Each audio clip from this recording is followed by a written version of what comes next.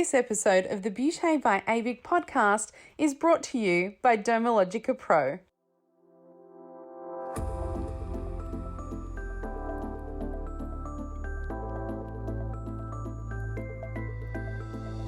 Hello and welcome to the Beauty by ABIC podcast, your online support community for the aesthetic and beauty industry. Here, we are strengthening and unifying the industry through representation, innovation, and education. This is a platform created and dedicated to the aesthetic and beauty industry, valuing unity and advancement. We serve to represent, support, and inspire you by connecting you with industry experts, expanding your knowledge through educational pieces, and bringing you the latest industry news. This is Beauty by ABIC.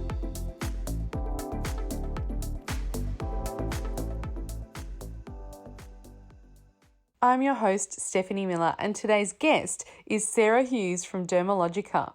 Sarah is the Mediclinic Training Manager for the International Dermal Institute. Sarah has been a therapist for over 25 years, with her area of expertise lying in skin science and skin health, this being the catalyst that led her to gain her associate degree as a dermal therapist. Sarah's passion for skin therapy is infectious, and her knowledge of clinical skin analysis is second to none. Here to discuss how to treat adult acne from Dermalogica, today we welcome Sarah Hughes. Welcome to the podcast, Sarah. How are you today? Hi, Steph. I'm so good. How are you? Good. I'm so excited to have you here today. I always love talking to you. It's my favorite time because I know we are so in sync. I say something, you say something, and it just bounces backwards and forwards. It's so funny. Well, I think it's because we're so focused on the science and the results and so passionate. And I love your passion, Sarah. Every time I speak with you, I get inspired, I get creative, I start thinking, new and wonderful things about how I can use ingredients. And I think today we've got a really special podcast because it's all about acne, which you are the absolute expert in, but it's also a little precursor to our conference that's coming up where you will be speaking. I'm so excited for the ABIC conference. It's going to be great. It's going to be fun. And today we're going to be touching on just a little bit of what you're going to be speaking about, which is acne and all things to do with the development of acne. How does it develop, Sarah? What do we know? Well, there's everybody's heard an acne chat. Everybody's seen a lecture or read something about acne. And we know that there's four main drivers, four pathogenic development factors to acne. We know that there's a buildup of dead skin. We know that the stratum corneum, we know the epidermis lines those follicles, right? We know that there's dead skin buildup. And that's what our clients are extracting, when they're doing extraction on their skin and that little bit of white, we love, that little white thing comes out. That's a buildup of dead skin mixed with your sebum. And I know the key factor with acne is that it is genetic. That's something we do have to fall back on all the time, is that acne development is driven by your genetic factors. And so genetically in an acneic skin, they produce more dead skin cells, but they also don't shed them. So they retain them and they hold on to them. And this creates those impactions and those plugs. There's also a sebum component, the sebaceous gland. Everybody's got them. They sit in that pilosebaceous unit. They help, sebum helps to form part of that acid mantle that we learned about all back in the day in college, all about the acid mantle. But in an acneic skin, that sebum, when you're a teenager, tends to be very, very full on, very heavy flow of sebum. It's ignited on the skin. In an adult, it's not so much that you've got so much sebum, but the consistency of it is thick, it's sticky, it's gloopy, and it sits heavily inside that follicle. And then when we look at the skin and the sebum, when we've got this blockage created in the follicle, that then triggers bacteria. Historically, we used to call them propioni bacteria. They've actually had a rename to Cutibacteria, which is honing in more specifically on a particular bacteria that we know generates that acne lesion. And then we have to look at the inflammatory response, because when those bacteria get ignited, then we can start to see those lipase enzymes being released, and we see an inflammation triggered by fatty acids. So those are the four sort of contributing factors. But what we know is research constantly on the move, constantly changing, and something's going on there with that inflammatory response that we really need to tighten up our game. We need to focus a little bit more on that. And that's certainly something that I'm going to be speaking to at the ABIC conference in February. So I don't want any spoilers. I'm not going to and it's exciting stuff, just the insights that we can gain into in the nuances as well that you can get through that more in-depth research that you're doing on the inflammatory state. I can't wait to hear your talk, Sarah, because I know it is going to be, cutting edge and pushing that envelope. You've got to start changing up what we do in clinic, right? And what we give to our clients. If we keep doing the same thing, then we're going to get the same result. But maybe with this new research, maybe it can actually impact our clinical practice and we can start to get better results, more significant results for our clients and our patients. So, yeah. Very exciting. You touched on when you were talking about, sebum in adults, thick and gluggy and, all the things that the delicious things we love to talk about. Yeah, as therapists, we drool over the outside our industry. They go, oh, that's gross. But to us, I know. It's quite funny, isn't it? But it just got me thinking, about adult acne. It's something that is quite distressing for people experiencing it. And we've really got to think, how is it different? How do we treat it? What are the factors that are involved in it? Can you tell us a little bit about, adult acne and, is it prevalent? If so, why? Yeah, it's huge. I think, the misnomer with acne, as soon as somebody says the word acne, you instantly think of a teenager with a really greasy skin, bad attitude and a really greasy skin. And you just think, oh my gosh, acne is a teenage problem, but it's not. And I think this is something that, many of our clients kind of go, why am I getting breakouts on my skin? I'm 50 years old. What's going on here? Why is this happening now? I still get breakouts on my skin. When you define acne medically, a medical definition is a grading of acne. So they grade it from a grade 1 through to a grade 4. And a grade 1 acne is comedones with an occasional pustule. So from that medical scope, if you get the odd breakout, you've got acne. So I think, first of all, we need to put the parameters there that there are grades of acne. So it's not necessarily with an adult that you're seeing this huge amount of oil and this face that is sore and swollen, like those teenage skins break my heart. The acne isn't life-threatening, but it's certainly life-wrecking. It can real social anxiety for sufferers. But imagine that now as an adult, you're trying to work, you're trying to hold down a job, a relationship, all the other factors that come into it. And we know that acne doesn't just disappear. If you've got that prevalence to breakouts, you're still going to have that potential as you get older. And there are different triggers. As a teenager, it's hormones and oil. Testosterone, it gets acted upon by 5-alpha reductase enzyme, converts to that aggressive dihydrotestosterone, and boom, you've got breakouts. It's not necessarily the way for an adult. Adults, we have to look at how we live our lives. Stress, stress is a huge trigger for adult breakouts. And those, adrenocorticotropic hormones buzzing around because you're trying to spin your plates, or some of us are trying to spin platters. We've got that much on our hands, and that can trigger the acne lesion. Medications that we take, medications that we end up having to take for health reasons.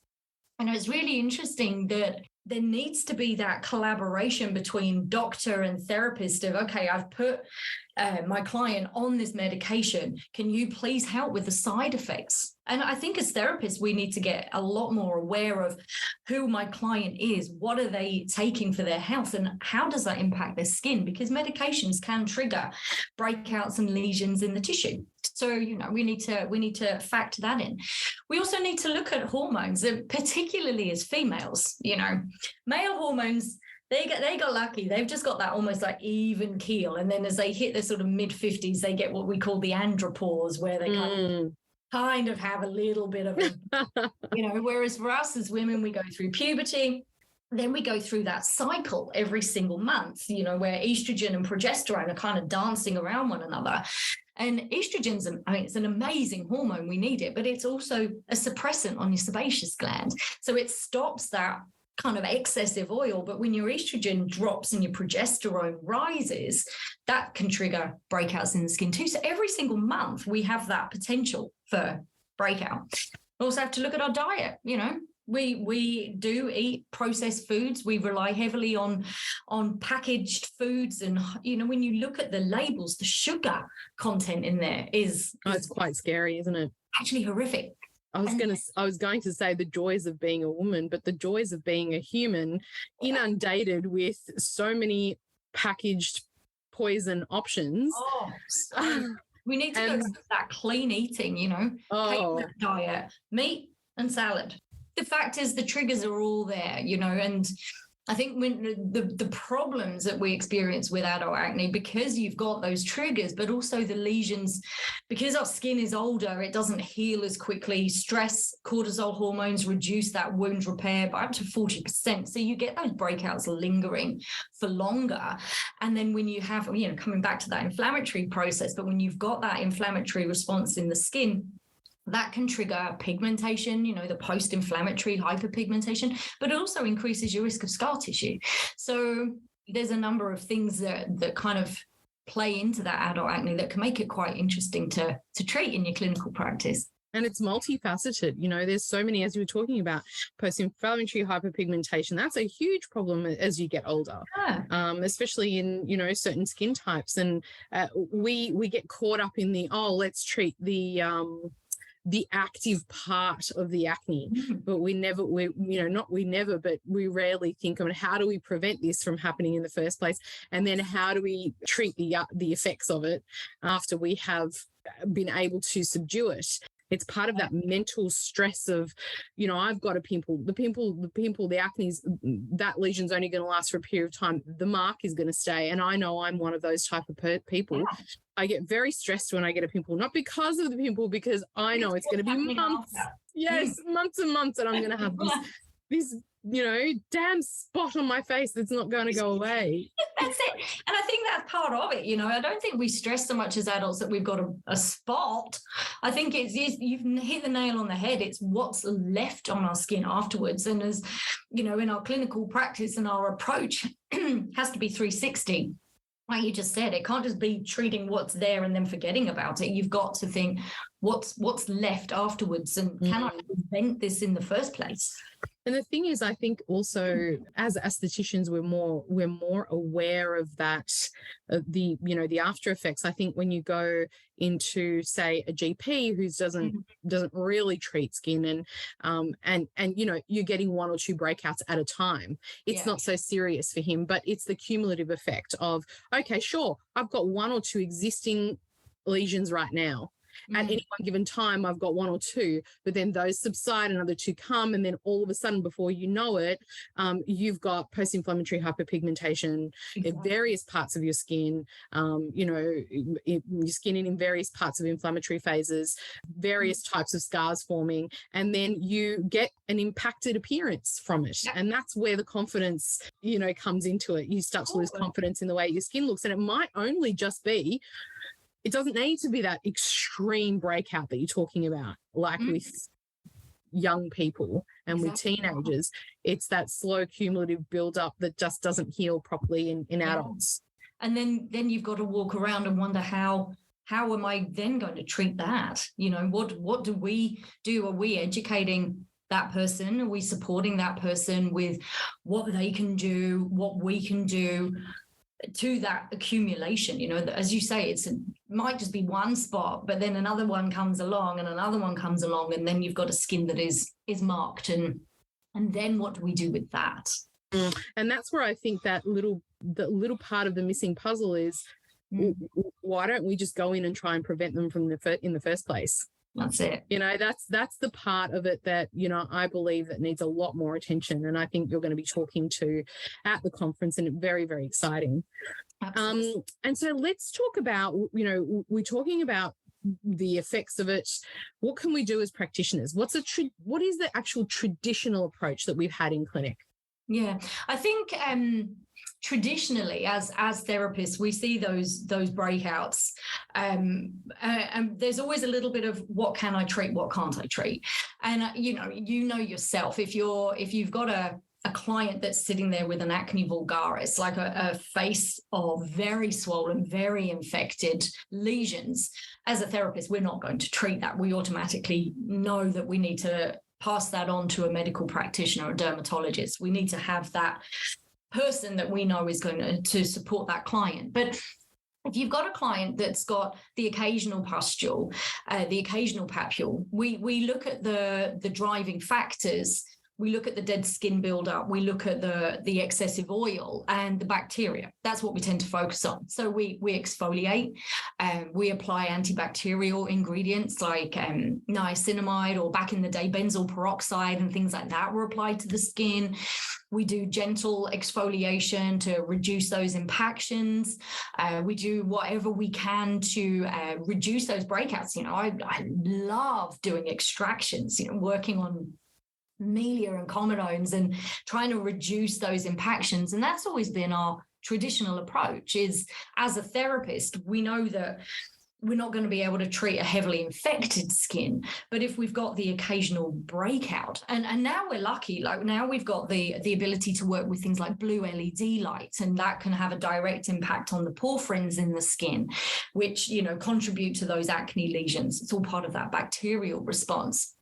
So we've got some great opportunities. You can use ultrasound to penetrate actives into the skin tissue, like your niacinamides, for example, or thyme and terpineal, that sort of, technique that we can, those ingredients that impact the bacteria. So there's lots of things that we can do. Mask therapy, even just a very simple application of a hydrating mask. One thing with acne clients that we see time and again is that the skin is really dehydrated. Yes. I've got breakouts. It must be oil. I'm not putting any moisturizer on my skin. And then their skin gets dry and it gets sore. And by the time they come into us as a therapist, we're just thinking, gosh, maybe I actually just need to put some moisture on this face, just a hyaluronic acid, because that skin, I don't know about you, but time and again, I've had clients come to me and I've just gone, before I can even treat the acne, I actually need to just make sure your barrier is repaired. Absolutely. And it's like a self-perpetuating cycle almost. Just strip the skin, irritate the skin, inflame the skin. What causes acne? All those things. It's like we're almost doing it backwards, or people are almost thinking that that's what they need to do, but it's actually a backwards approach. You need to nourish the skin. You need to help restore that barrier. You need to help restore the function of the skin, and the cell needs to work well, and it can't without hydration. Water is the thing that is the communicator. It is the thing that allows all of our organelles to communicate, and our actual cells to work properly. Is that water that's a communication device. Without that moisture, you're nothing. Yeah. Skin's just not going to work. It's not working. Yeah. But don't you find as well, Steph, that's a really interesting point, like, talking about the hydration, but when you look at what's available, let's go back to teenage acne for starters. When you look at what is available, easily accessible and affordable for a teenager, is products that are full of alcohol, full of harsh stripping ingredients. I love witch hazel as an astringent, but sometimes it's not necessarily the approach, not when you couple it with alcohols and things like that. And we've got all these skins then working with these products that they believe are going to help their lesions, and they see an improvement initially. Of course, everybody's going to see an improvement initially. But like you say, then it actually leads to that self-fulfilling prophecy of the product is actually doing more harm than good. But they almost have to stay in that cycle, because when they stop using the product, they are going to get a response on the skin too.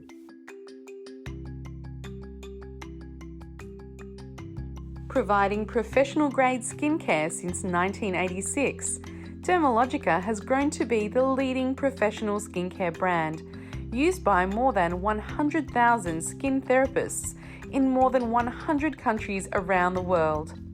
Founded by a skin therapist, their product line grew out of a desire to provide skin therapists with the best-in-class skincare products and education.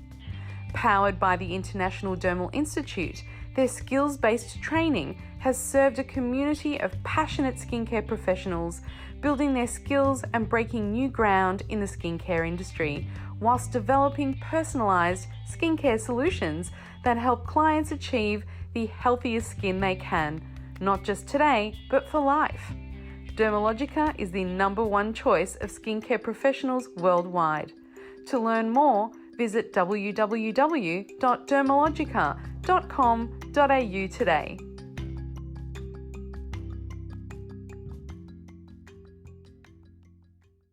And the other thing that I always share when I'm treating clients is that what you see on the surface of the skin is the tip of the iceberg, because actually what's going on underneath is way bigger. It's way scarier.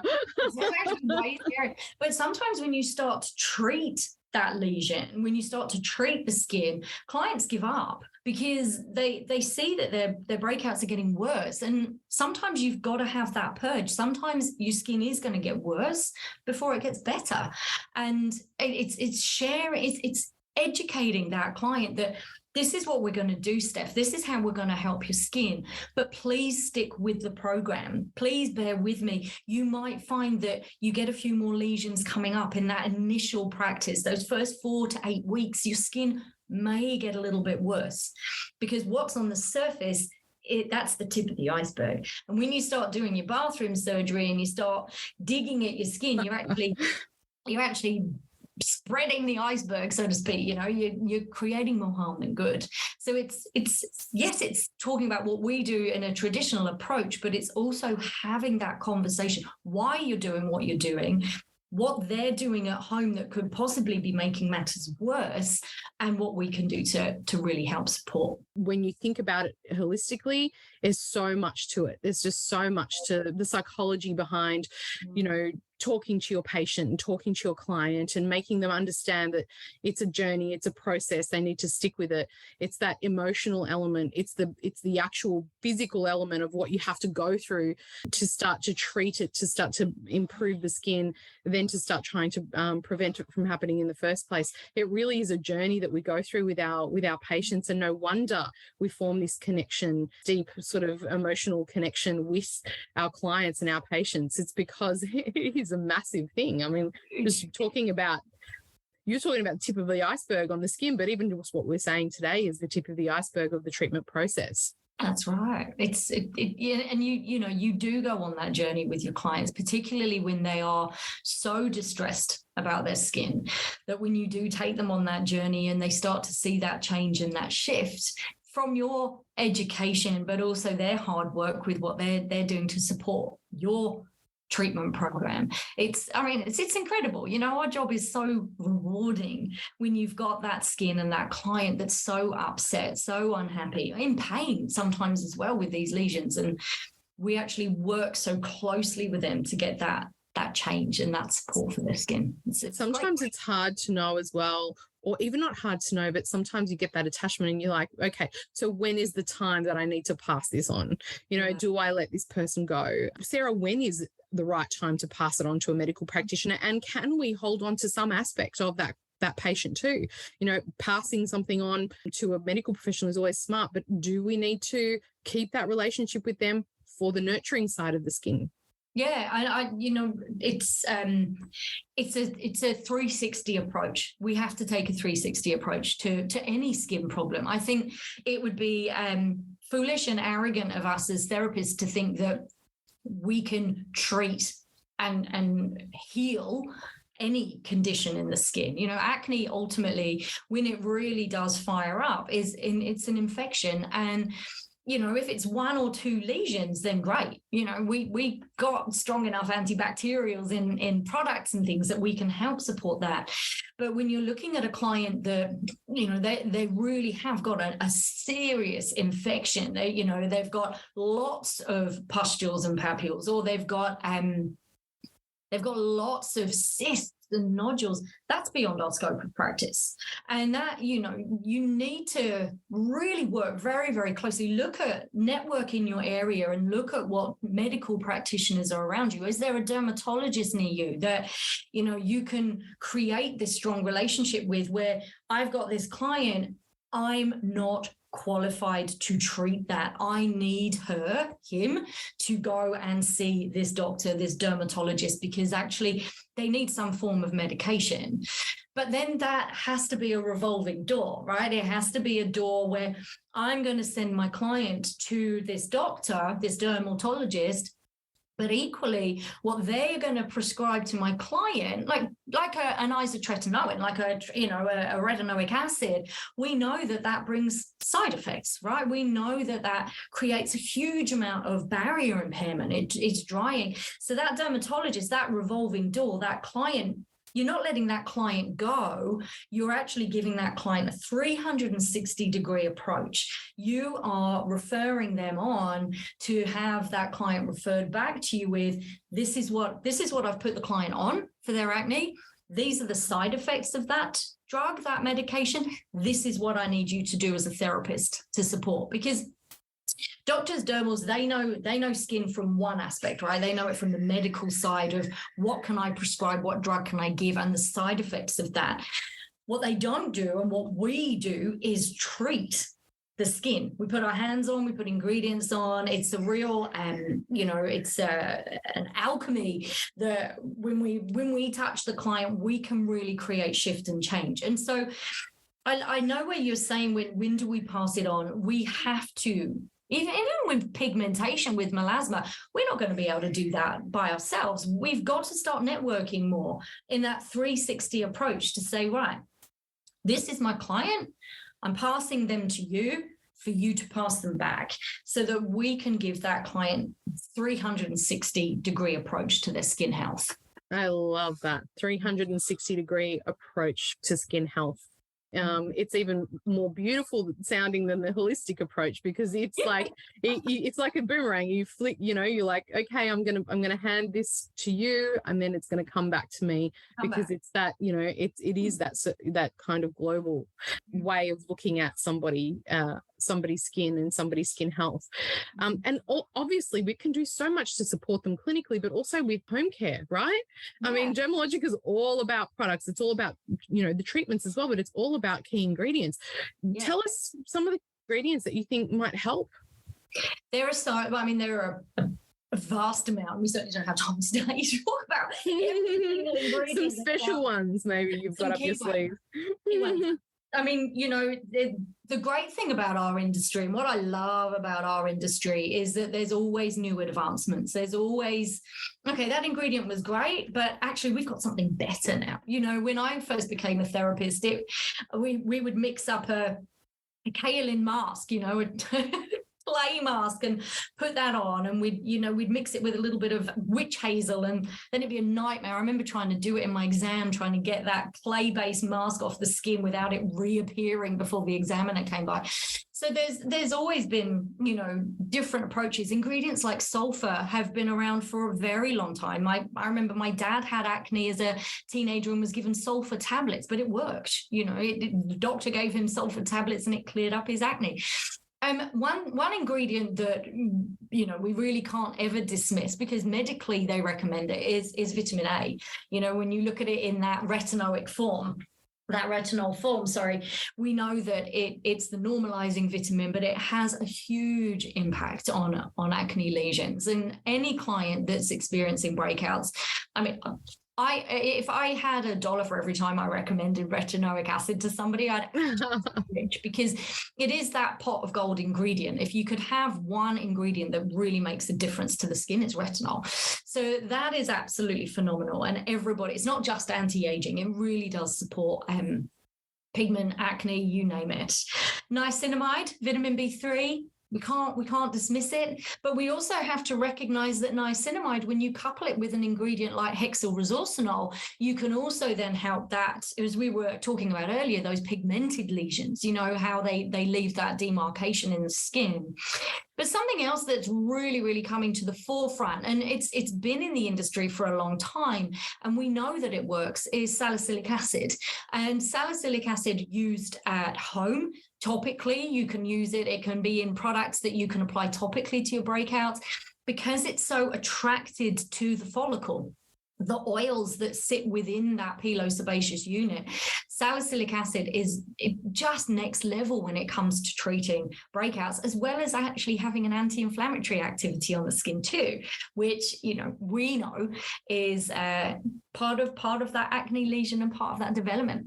So you can get your clients looking after the skin very, very simply at home, making sure that they're using the right cleanser, making sure it's really important as well, to look at what are they using on their skin, not just from a cleanser, moisturizer perspective, but what makeup are they putting on the skin? Are they cleaning their mobile phone? How often do you take an alcohol wipe? And we've got enough of them after the last few years. How often do you take an alcohol wipe to your phone because of all the bacteria that builds up on that? Are they washing their makeup brushes? How often are they washing their makeup brushes? It's not just the product, it's the lifestyle. Do they change their pillowcases regularly enough? It's ingredients, but it's also other lifestyle factors. And coming back to that 360, what's their diet like? What are their stress levels like? As therapists, don't we have beautiful hands that we can get on the skin and give them a massage and de-stress them when they come into our clinic, as well as actually treating the skin? That comes back to, you use the word holistic. It is that holistic approach. Yes, we can be very specific with our focus when it comes to ingredients, but what's triggering those lesions on the skin too? And what advice can we give to our clients to use at home? And certainly looking at the ingredients that they're applying to the skin that could be triggering those lesions, and actually replacing those products that give that self-fulfilling prophecy that we spoke about, kicking those to the curb and making sure that the ingredients that are going on the skin are good quality ingredients. I feel like I love what you've said about, we are really totally into treating clinically at the moment. The dermal side of our industry is taken off. We want to use modalities on every single person that comes in. It's a very clinical approach, and we forget a big part of what's happening is your skin is stressed. It's stressed, you're stressed. And we have these magic things called hands, and we have our countenance and the way that we present ourselves and the way we touch. And it actually, even that one session every fortnight can make such a difference to the cortisol levels that are flying around in the skin, because it can be so hectic, and we just miss that de-stress element completely. We will hit the skin hard, we'll punch the skin, we'll do all the things we need to, but we forget we need to nurture, we need to heal, we need to restore, we need to de-stress, all those things that that we miss when we go heavily into that dermal side. And sometimes our clients, yes, they want the outcome, Steph, but they also just want to feel good. They're tired. I was having a conversation with somebody the other day. Like, we've just come back from the Christmas break, and everybody's still exhausted because life takes its toll. You might have a few days off over Christmas, but Christmas itself can be stressful. And the new year, we put a lot of pressure on ourselves in the new year. And sometimes clients, when they come into us, yes, they want the results, but sometimes they just want a massage. They just want to relax. Honestly, and look at the changes in the skin that happen after, you give a nice lymphatic massage, or you give a beautiful relaxation facial. The inflammation that reduces, the pigmentation looks better, your skin looks brighter, your cells function better, everything is just more hydrated, so there's more cellular communication happening. My goodness, it is it's a relaxation, but it is a clinical outcome. Yeah, it's it's just a delicious one. It's just a diagram. You know, my studies, one of my lecturers is a huge fan of lymphatic drainage and the Voda technique, and he went to Switzerland to study it. But what you can achieve, and I remember going, why are we doing lymphatic drainage in a sort of dermal qualification? The difference of the skin, if you do manual lymphatic drainage and drain the skin, that in itself, as you say, just tying into your comment, that is clinical in its approach, because you can achieve so much from that. And absolutely. And we miss the mark too, because there's this thing about the difference between clinically healthy skin and beautiful skin. There's a difference. You can have health. Yes, you don't have acne, you don't have pigmentation, but is your skin glowing? Is it beautiful? Does it have radiance? Does it have translucency? Does it have, are you puffy? Are you, all these things? And then what do clients want? They come to you because they want to look better so that they can feel better. They want to have beautiful skin, not just technically good skin with no marks on it. You want your skin to glow. Yes. I'm constantly, I look at my children, I'm constantly go, how do I get my face to look like that again? Yes, exactly. So when you look at skin, there is this thing called beauty, which, we underestimate the power of that, and we think it's superficial, but it's not. It's about inner health. It's about inner glow. It's about that confidence. It's about catching a glimpse of yourself in the mirror and going, oh, I look healthy. I look and healthy. Therefore I am healthy. Yeah, because it ties in, doesn't it? When you feel good about the way you look, you behave differently because you feel absolutely good. It's not from a superficial. No, it's a mind connection. It's you see something, you look at yourself, you're tired, and you start to worry. Okay, what's wrong with me? Am I sick? I'm stressed, and then the stress hormones come. You look at yourself and you look good, and you're like, oh, bang, serotonin boost. What happens to your body? You stand up straighter. Your testosterone levels go up in a good way. Exactly. So it's this whole mind-body female thing. It's not just a female thing either. Men also need to have that feeling. And the industry that we're in has been very female dominated, but it's changing, and men are they need to have that serotonin boost too, and that feel good factor. Definitely. Your whole, do you want to use the word aura? I don't know. Yeah. Let's do it. Let's go really. Let's go there. Everything about you changes. When you feel that you're looking your best, you behave at your best.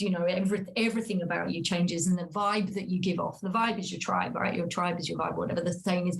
You feel better and you attract. And you know what? That's what Dermalogica is all about, right? I want to ask you a sneaky question, Sarah. What have you got coming up in Dermalogica? I always want to know, because you have the most advanced labs and scientific professionals there, doing all sorts of incredible things. Tell me, can you give me some inside information? Sneaky tip. The thing with Dermalogica, we were founded by a therapist. It started with the International Dermal Institute and Jane Werwen, and she's a therapist, and she's still a therapist. She still loves to get her hands on and do treatments, and it's all about, yes, we have great retail, we have great home care products. We do. Dermalogica is very, very proud of our legacy and the fact that we have been able to provide clients with opportunities to look after their skin at home. But actually who we are as a brand, as a company, is a professional skincare brand. And it's all about the treatment room. And I think when you get that synergy, when you've mentioned it already today, Steph, that connect between yourself as the therapist and the client in your clinical treatment practice, you can move mountains. You can make the skin change. And for Dermalogica, we very much focus on that treatment room and that professional approach. And we've got a lot of exciting professional options coming out in 2023. I'm so excited for this year. But the first thing, and I'm going to speak to this more at the ABIC conference, is the fact that we have a brand new peel, a 15% salicylic acid peel, 15% salicylic acid peel. Yeah, are you drooling? Because I'm drooling. I've seen the before and after photos of what we've been able to achieve with this peel, and the outcomes that we're seeing in our trials are next level. A 15% salicylic acid peel designed to really be a sort of potent anti-acne fighter, but actually able to be used on an inflamed skin. Great also for that post-inflammatory hyperpigmentation that we've talked about. So that's new. That's what's coming. And we're certainly going to be talking about that a little bit at the ABIC conference as well. Wow. I want to try it. I'm going to call me in as a guinea pig, as a model. You absolutely. You just call into our Melbourne training centre. I'll show up and said Sarah sent me. Hi. You do that. Honestly, I swear you do that. People greet you with open arms. You have a treatment. That's lovely. Oh my goodness. As I said, I could talk to you all day. Thank you so much for spending so much time. We came on saying we're going to do a great 20-minute podcast, and how many minutes later we're still talking. We've been talking for? I'm not sure, but I'm sure everybody listening has had a really great time listening to us, and absorbed so much wonderful information from you. You are definitely the foremost expert in this, and we're very privileged to have you at the conference. And we're extremely just so thankful and so rapt that Dermalogica support the industry just so profoundly and so well. Every single time that we need support, or we need someone to come to the rescue, Dermalogica is always there to give back. So I just want to say thank you so much on behalf of the Aesthetic and Beauty Industry Council, all our members in the industry as well, for all the amazing work that you do and Dermalogica does for us. Oh, well, on behalf of Dermalogica, I'll say thank you very much. We are also equally very proud to be part of ABIC and everything that ABIC is striving for in our industry. So of course, when you call, of course we jump, because we are very excited to be a part. That's amazing. And for everyone listening, if you haven't bought your tickets yet to this incredible educational event, it really will set up your year. It is the event of the year. We have the foremost experts in every sector of our industry coming and speaking. We've got premier style panels really dissecting, as you said, Sarah, 360, real cases, and we hear from all different types of professionals about how they would treat a particular skin concern. And so you'll walk away with so much insight, so much advancement for your business as well. So if you haven't got that ticket yet, if you're a clinic member, it's free, and we absorb that cost for you. And if you're not, there is a special going on in the next week. So get in there. Get booking. Yeah. Thank you again, Sarah. Thanks, Steph. Thanks, everyone. You've reached the end of another episode of the Beauté by ABIC podcast, your online support community for the aesthetic and beauty industry. Thank you for listening, and until next time, stay connected.